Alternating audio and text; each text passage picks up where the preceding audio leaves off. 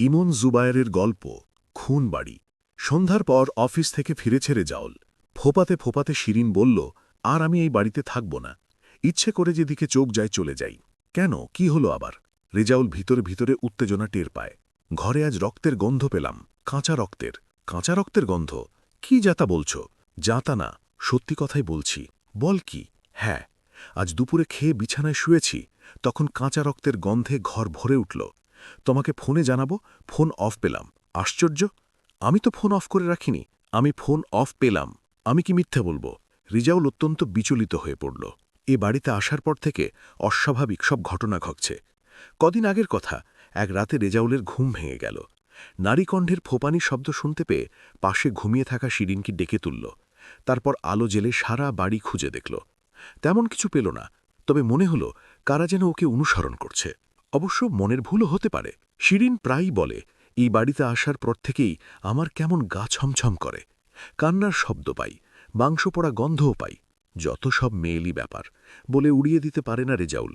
এই বাড়িতে থাকার সময়ও তার কেমন এক অদ্ভুত অনুভূতি হয়, যে শিরশিরে অনুভূতি এই বাড়ির বাইরে থাকার সময় কিংবা অফিসে থাকার সময় হয় না। চিন্তার বিষয়। আর মাস কয়েক পর শিরিন মা হতে যাচ্ছে। শিরিনের এরকম অবস্থায়, এরকম অস্বাভাবিক পরিবেশ, রেজাউল দিশেহারা বোধ করে। শিরিন বলে, আমার মনে হয় এই বাড়িতে জিনের আছর আছে, নইলে এত ভৌতিক কাণ্ড ঘটবে কেন বলো? রিজাউল মাথা ঝাঁকাল। কি বলবে ভেবে পেল না। সে শিক্ষিত মানুষ, চিন্তাধারা মধ্যযুগীয় নয়, তার জিন ভিনে বিশ্বাস নেই। শিরিন বলল, এই বাড়ি সম্বন্ধে এখানকার কারো না কারো জানার কথা। একদিন সময় করে খোঁজ খবর নিয়ে দেখো না। এখানকার মানে এই পাড়ার কেউ? হ্যাঁ।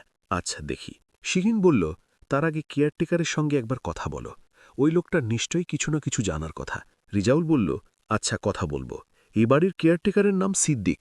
3 তলার ছাদ ঘরে থাকে লোকটা।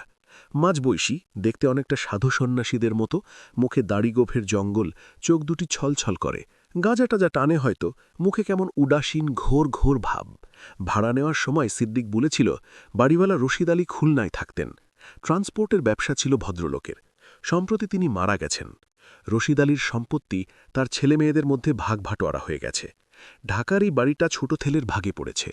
সে কি ব্যবসা করবে বলে দোতলা খালি রেখেছে। বাড়িটা সম্বন্ধে খোঁজ খবর করতে হবে।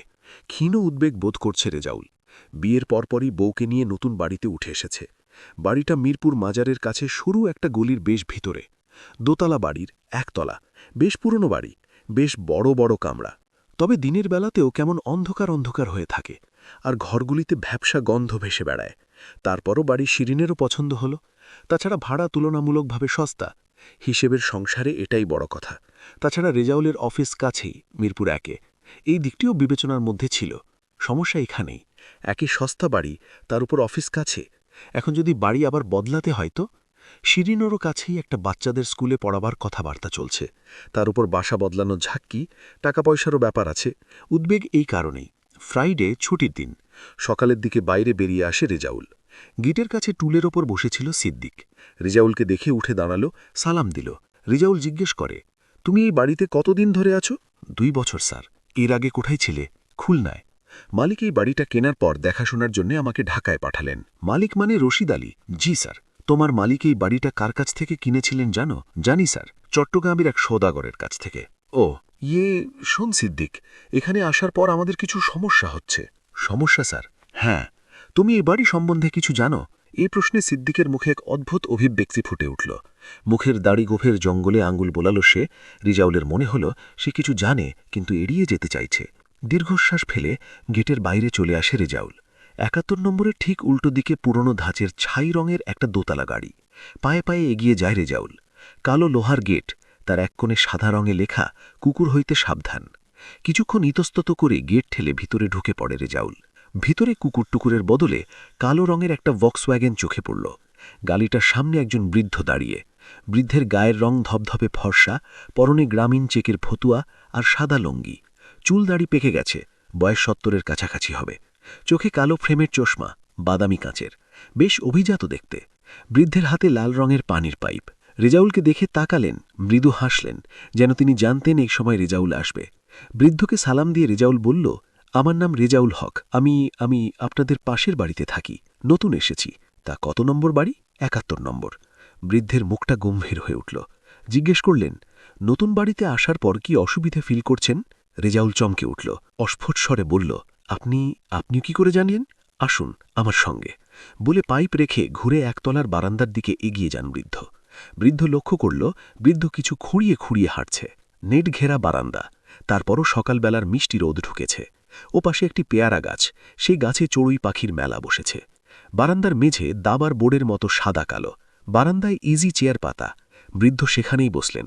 পাশেই একটা চেয়ার, ইঙ্গিতে রেজাউলকে বসতে বললেন। তারপর রেজাউলের দিকে তাকিয়ে বললেন, আমার কথায় চমকে গেলেন তো? হ্যাঁ, জানতাম। কিভাবে জানলেন? রেজাউলের হতবিভল ভাবটা তখনও কাটেনি। বৃদ্ধ বললেন, আমরা এই পাড়ায় অনেকদিন ধরেই আছি, সেই পাকিস্তান আমল থেকে। আমার নাম শামসুল হুদা, এই বাড়িতেই আমার জন্ম। আমার বাবা মশিউল হুদা ছিলেন লয়ার। অবশ্য আমাদের পারিবারিক প্রেসেরও ব্যবসা ছিল। রেজাউল জিজ্ঞাসা করল, আপনি কিভাবে জানলেন যে আমাদের সমস্যা হচ্ছে? কারণ ৭১ নম্বর বাড়িটা অভিশপ্ত। রেজাউল চমকে ওঠে, অভিশপ্ত? হ্যাঁ, অভিশপ্ত। কেন? বলছি, মন দিয়ে শুনুন। বৃদ্ধ শ্বাস টানলেন, তারপর বলতে লাগলেন, মুক্তিযুদ্ধের আগে ওই বাড়িটার মালিক ছিল সাব্বির আলী। লোকটা জাতে বিহারি, তবে বেশ রিচ। জামদানি শাড়ির ব্যবসা ছিল। শাড়ির একটা শোরুম ছিল, এখন যেটা চিড়িয়াখানা রোড সেখানে। আর শাড়ির কারখানা ছিল দয়াবাড়ি। ১৯৭১ সালের এপ্রিলের প্রথম সপ্তাহে সাব্বির আলী পরিবার নিয়ে ৭১ নম্বর বাড়ি ছেড়ে চলে যায়। চলে যায় কেন? ব্যাপারটা প্রথম বুঝতে পারিনি, পরে বুঝেছি। মানে, সাব্বির আলী বাড়িটা পাকিস্তান আর্মি দান করেছিল। দান করেছিল? কেন? পাকিস্তান আর্মির গোপন টর্চার সেলের জন্য। Torture sell? কি বলছেন আপনি? রেজাউল রক্তের গন্ধ পায়, কাঁচা রক্তের। তার শরীর কাঁপছে। ঠিকই বলছি। এই বাড়ির বিনিময়ে পাকিস্তান আর্মি সাব্বির আলীকে দয়াবাড়িতে তার শাড়ির কারখানার কাছাকাছি আরেকটি বাড়ি দিয়েছিল। ওই বাড়িতে একটা বাঙালি পরিবার থাকত। সেই পরিবারের ১৮ জনকে লাইন করে দাঁড় করিয়ে পাকিস্তানি আর্মি ব্রাশ ফায়ার করে হত্যা করে। তাদের মধ্যে ৮ মাসের শিশুও ছিল। ওহ না! বৃদ্ধ বললেন, ১৯৭২ সালের জানুয়ারি মাসের শেষ সপ্তাহের ঘটনা। মুক্তিযোদ্ধারা গোপনে দয়াবাড়িতে সাব্বির আলীর বাড়ি অ্যাট্যাক করে। তারপর লোকটাকে বেয়নেট দিয়ে খুঁচিয়ে খুঁচিয়ে হত্যা করে। ওহ!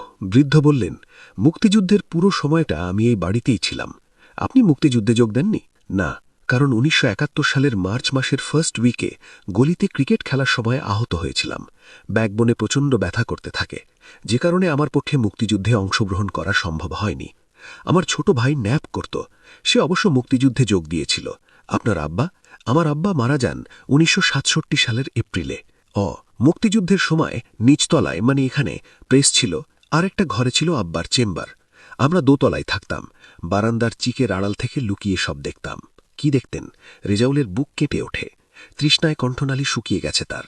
৭১-এর মুক্তিযুদ্ধের অনেক পরে তার জন্ম। মুক্তিযুদ্ধ সম্বন্ধে সে জেনেছে টিভি, পত্রপত্রিকা আর বইপত্রের মাধ্যমে। আজ সে মুক্তিযুদ্ধের মুখোমুখি দাঁড়িয়ে গেছে।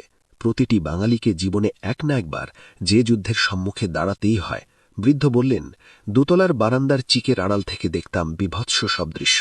পাকিস্তানি সৈন্যরা পিকআপ ভ্যানে করে বাঙালি বন্দীদের চোখ বেঁধে ৭১ নম্বরে নিয়ে আসত। বন্দীদের মধ্যে মুক্তিযোদ্ধা ছাড়াও ছিল নারী ও শিশু। বৃদ্ধ বৃদ্ধাকে তারা রেহাই দেয়নি। ৭১ নম্বরের দোতলায় ছিল টর্চার রুম। টর্চার শেষে আধমরা বাঙালিদের হত্যা করত একতলায়। ওহ! রেজাউল শিউরে ওঠে। বৃদ্ধ বললেন, লাশ তারপর ভিতরে কোথাও পুঁতে ফেলত। কখনো কখনো পিকআপ ভ্যানে করে সরিয়ে নিত লাশ। দিনের দুপুরেই। কি বলবে? শহরটা তখন তাদের দখলে। লাশ মিরপুরে কোথাও গর্ত খুঁড়ে পুঁতে ফেলত। সেসব দিনে মিরপুর এলাকা গ্রামের মতোই ছিল। হরিরামপুর, দয়াবাড়ি, কোটবাড়ি, নওয়াবের বাগ, তার পাশে যেটা এখন ন্যাশনাল বোটানিক্যাল গার্ডেন। লাশ কখনো তুরাগ নদীতে ফেলে দিত। ওহ! বৃদ্ধ বললেন, মুক্তিযুদ্ধের সময় চিহ্নিত বধ্যভূমি ছাড়াও ঢাকা শহরে এমন অনেক বাড়িতেই পাকিস্তানি টর্চার সেল ছিল। সেসব টর্চার সেলে পাকিস্তানি সৈন্যদের সাহায্য করত বিহারিরা। তাদের কিলিং স্কোয়াড ছিল। কি কিলিং স্কোয়াড? জবাই করে খুন করা। ওহ! বৃদ্ধ বললেন, আর পাকিস্তানি সৈন্যদের সাহায্য করত ইসলামের নাম ভাঙিয়ে রাজনীতি করা একটি উগ্র ধর্মীয় গোষ্ঠী, যাদের গাড়িতে পরবর্তীকালে বাংলাদেশের পতাকা উড়েছিল। বলে বৃদ্ধ চুপ করে যান। রাজাকার? হ্যাঁ, তারাই। আলবদর, আল শামস, ঘৃণ্য সব নরকের কীট। রেজাউল চারিদিকে তাকায়। নেট ঘেরা বারান্দা, তার দাবার বোর্ডের মতো সাদা কালো মেঝেতে সকালবেলার মিষ্টি রোদ এসে পড়েছে।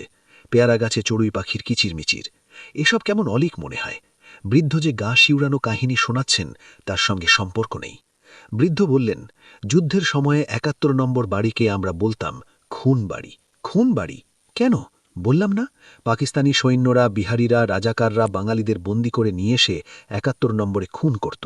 কত লাশ যে ও বাড়ির নিচে চাপা পড়ে আছে।